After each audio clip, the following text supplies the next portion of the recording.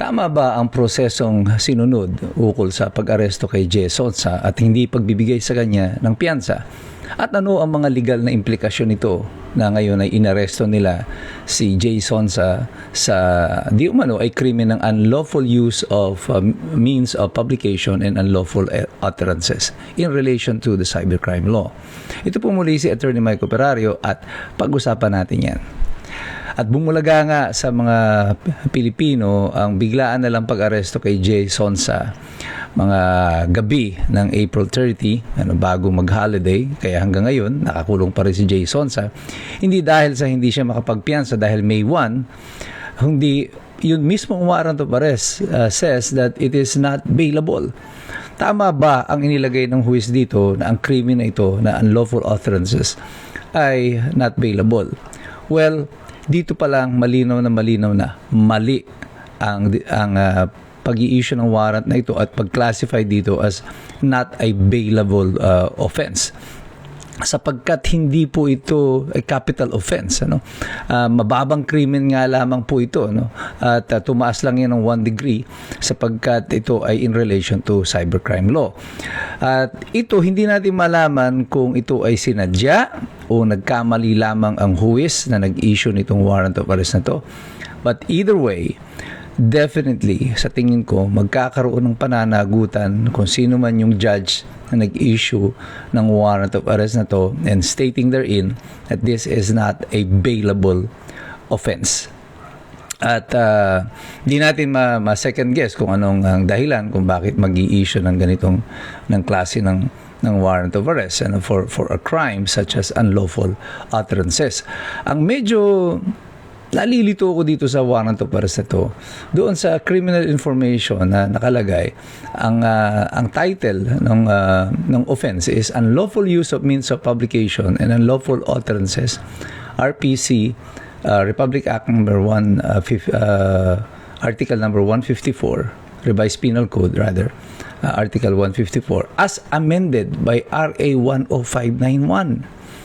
Yung RA 10591 po pertains to illegal possession of guns and ammunitions. Ito po yung amyenda doon sa batas on illegal possession of firearms. Wala pong kaugnayan yung dalawang krimen na yon. And I don't know exactly ano ang bakit inilagay ito ng huwis dito. Typographical error ba ito? O siguro, I don't know, nagmamadali sobra na sa kalituhan ay ito na yung mga batas na inilagay. Maari pa yung RA 10175, yung cybercrime law, po pwedeng idikit doon. Pero yung illegal possession, parang napakalayo naman yata. Is it another typographical error on the part of the court? Pwede bang ituro ng huwis na yung staff ko kasi gumawa niyan?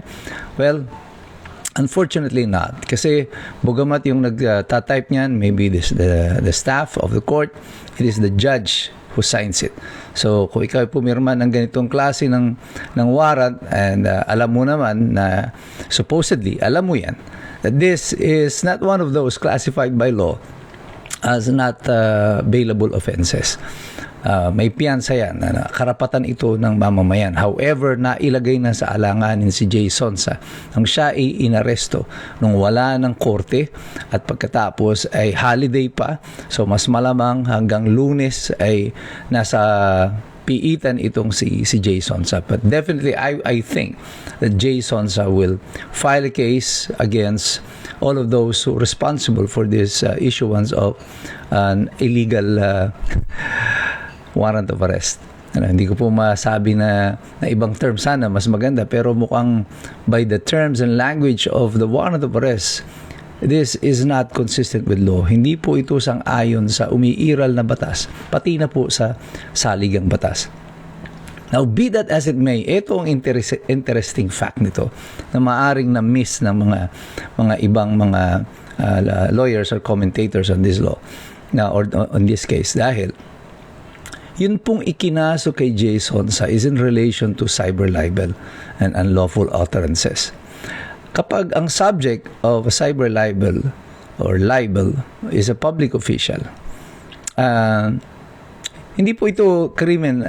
This is not a a public crime, wherein the NBI can file it on their own. Dapat merong private complainant.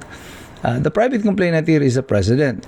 Pero mukhang hindi ganoon nangyari dito. Mukhang NBI nag-initiate nito. So doon pa lang may problema na ito. Pero if I were Jay Sonsa, hindi ko muna atakihin ito on that respect, because kapag ang complainant, ang offended party in a cybercrime case is a government official, the truthfulness of your utterances is available as a defense. Ibig sabihin, kahit na masama sa pandinig nila, pero kung totoo yung sinasabi mo, ay meron kang available defense ito.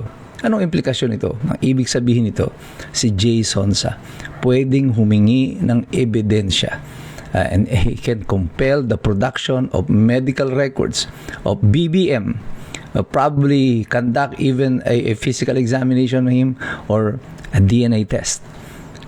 Gamit po ang kaso na ito, because that is available to him bilang a mode of discovery, because it is a part of his defense. Because if he can prove na totoong nagkasakit si Bongbong Marcos at naging critical siya, at there is a medical record to that effect, yung hospital kung saan siya dinala, at kung sa tingin ni Jay Sonsa ay reliable naman yung source niya, pwede niyang ipalabas itong medical record na ito.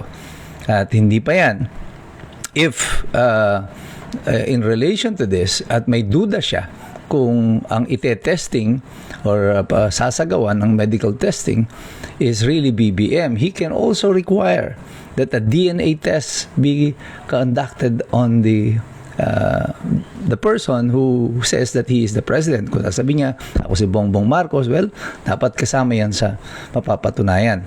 At dahil dito sa mga implikasyon na ito, ako, sa aking sapantaha, hula ako lang naman ito, aatras ang NBI dito. I think they have opened up a can of worms against them kesa sa makabubuti sa kanila. Sa tingin nila, akala nila parang ito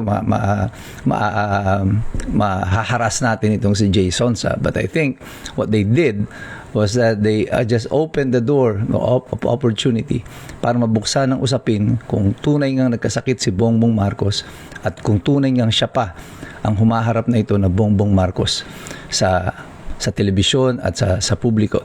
Now, this is very interesting, and I hope that Jay Sonsa's legal team can also take this into consideration at mailabas talaga ang katotohanan tungkol dito.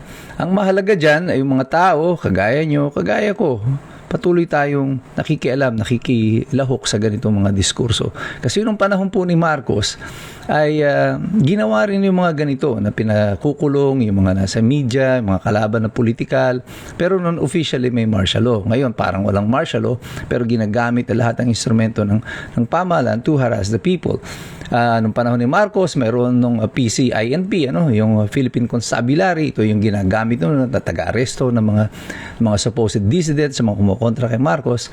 Ngayon, malungkot nito, parang NBI ang nag-a-assume ng role na ito. But, ang mahalaga niyan, kayong lahat ay you are well informed ng inyong mga karapatan at kung ano ang nagaganap sa ating bayan sa kasalukuyan. Kaya tayong lahat ng mga iskombro, tayo magmasid, makilahok, mag-aral. Sapagkat mahirap makialam ang taong walang alam. So God bless you, God bless us all. Mabuhay ang Republika ng Pilipinas.